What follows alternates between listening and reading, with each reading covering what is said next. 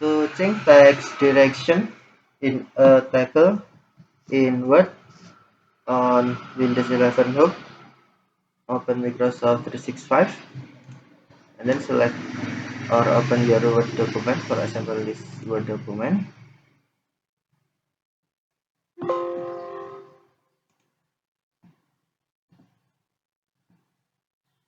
And then select text you want to direction. For example, this text in table. Okay.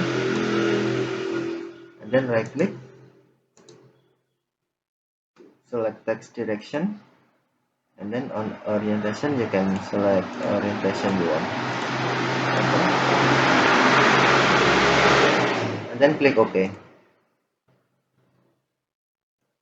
You also can more than text.